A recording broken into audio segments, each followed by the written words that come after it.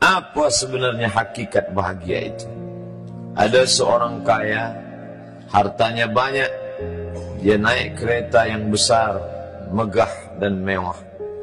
Dalam perjalanan dia tengok ke sebelah kanan ada tanaman padi sawah yang menghijau. Lalu dia pandang ada budak-budak kecil membawakan makanan beserta ibunya menuju pondok di tengah sawah. Suami sudah menunggu makanan siang tiba. Apa kata orang kaya dalam kereta? Oh, bahagianya petani. Di tengah perutnya lapar, istri dan anaknya datang. Makanan tiba pada waktunya. Air minum dapat menghilang dahaga. Lapar hilang, rindu pun sirna. Karena istri dan anak ada di sekitar dia. Bahagianya menjadi petani, kata orang kaya dalam kereta. Masa orang kaya berpikir bahwa dia tidak bahagia? Si petani yang bersama anak di pondok tua itu pula memandang orang kaya di atas kereta. Apa kata dia? Betapa bahagianya orang kaya naik kereta, sedangkan aku hanya duduk di pondok yang tua. Maka pada hakikatnya manusia ini dua-duanya tak bahagia. Lalu sebenarnya bahagia itu di mana? Ada seorang anak yang sedang belajar di college, university. Maka dia berkata, alangkah bahagianya kalau saya dapat BA. Selepas dia dapat ijazah BA, lalu dia berkata, aku tak bahagia. Alangkah indahnya bila dapat master. Manakala dia dapat master, dia berkata, oh, betapa bahagianya kalau dapat PhD. Selepas PhD dia berkata, susahnya PhD, belum juga dapat kerja. Selepas dapat kerja dia berkata, alangkah bahagianya kalau menikah. Selepas menikah dia berkata, aku tak bahagia sebab orang selalu tanya, dah punya anak apa belum? Selepas punya anak, dia pula berpikir untuk menikah sekali lagi.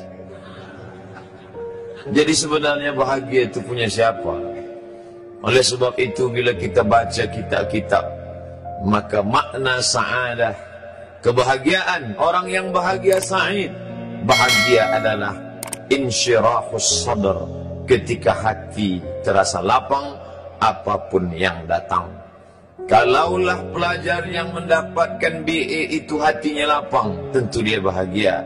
Kalaulah petani yang berada di tempat rumah tua itu hatinya lapang, tentulah dia bahagia. Kalaulah orang kaya dengan kereta yang besar itu hatinya lapang, tentulah dia bahagia. Itulah mengapa Musa alaihissalam di tengah kesusahan hatinya akan melawan ayah angkat bernama Fir'aun. Dia minta hati yang lapang. Kita semua baca doa itu, Rabbi syrahli, lapangkan dadaku. Itulah mengapa kakinya pecah berdarah, giginya patah, pelipisnya pecah, meneteskan darah, tapi dia tersenyum bahagia kerana hatinya lapang. Allah sudah lapangkan hatinya. Apa kata Allah untuk dia? Alam nasrah laka sadrak. Itu beza Muhammad dengan Musa. Musa meminta, Rabbi shrah li sadri wa yassir li amri wahlul 'uqdatam min lisani yafqahu qawli. Sedang Muhammad tidak meminta. Belum meminta, Allah dah bagi pada dia. Apa kata Allah? Alam nasrah laka sadrak wa wada'na anka wizrak alladhi anqadha dhahrak wa rafa'na laka dhikrak. Bila kau dalam keadaan susah, dua kali Allah ulang, fa inna ma'al usri yusra, inna ma'al usri yusra. Hati lapang itulah yang membuat Haji Abdul Malik Karim Amrullah Buya Hamka tersenyum di dalam penjara. Penanya berjalan perlahan tapi pasti, maka keluarlah tafsir Al-Azhar. Hati yang lapang itu juga membuat Said Qutb tersenyum menghadapi tiang gantungan. Walaupun dipenjara oleh Gamal Abdul Nasir, tapi sebelum kematiannya sempat pula menulis tafsir Fi Zilalil Quran, di bawah naungan bayang-bayang Al-Quran. Apa kata Said Qutb dalam muqaddimahnya? Al-hayatu fi zilalil Quran ni'mah. Hidup di bawah naungan bayang-bayang Al-Quran itu nikmat. La ya'rifuha illa man zaqaha. Tidak ada yang boleh mengetahuinya kecuali orang yang pernah merasakannya. Maka bahagia adalah ketika hati terasa lapang. Bila kita nampak raut wajah orang yang tenang cerah, maka ketenangan bukan pada wajahnya. Bila nampak orang melangkahkan kaki dengan tenang penuh wibawa, maka ketenangan bukan pada kakinya. Bila tampak ayunan tangannya tak tergesa-gesa, maka bahagia bukan pada tangannya. Di mana letak bahagia itu? Ala fil jasadi mutrah. Ketahuilah dalam jasad ada segumpal, ada sekepal, ada sesuap. Idza salahat salahal jasadu kulluh. Kalau yang segumpal itu baik, maka yang lain ikut menjadi baik. Wa idza fasadat fasadal jasadu kulluh. Kalau yang segumpal itu rusak, maka dia pun ikut menjadi rusak. Yang segumpal itulah yang mengendalikan mata, telinga, tangan, kaki. Yang segumpal itulah tempat rindu, benci, marah, ridha, ikhlas, fasik, hasad, kufur. Di sanalah bersemayam rindu dan benci. Maka jangan terlampau benci. Habib habibaka haunamma. Kalau kau sayang, sayanglah secukupnya sahaja. Karena boleh jadi hari ini kau sayang, besok berubah menjadi kebencian. Kalau kau benci, bencilah secukupnya sahaja. Boleh jadi esok pagi dia menjadi orang yang tersayang. Berapa banyak puan-puan berkata, siapa itu? Itulah orang yang dulu paling aku benci. Tapi hari ini masih ada juga benci, tapi tak banyak. Oleh sebab itu maka dijaga dia. Yauma la yanfa'u malun. Hari itu tak ada guna harta. Wala banun. Tak ada guna anak. Illa man atallah. Kecuali orang yang datang menghadap Allah biqalbin salim. Dengan hati yang salim. Qab lam ba. Qallaba, berbolak-balik. Qallaba, tidak selamanya bahagia. Kadang pagi hati tenang, petang datang dia pun susah. Kadang pagi hati lapang, petang tiba dia pun gundah. Maka apa yang dapat menolong? Ala bizikrillah. Ketahuilah dengan banyak menyebut mengingat Allah, tatma'innul qulub, maka hati akan menjadi lapang. Qalbul mu'min baina asabi'ir rahman. Hati orang beriman berada di antara jari jemari kuasa Rahman. Kalau dia hendak, dia balikkan yang senang menjadi susah. Kalau dia berkehendak yang susah, dia balik menjadi lapang.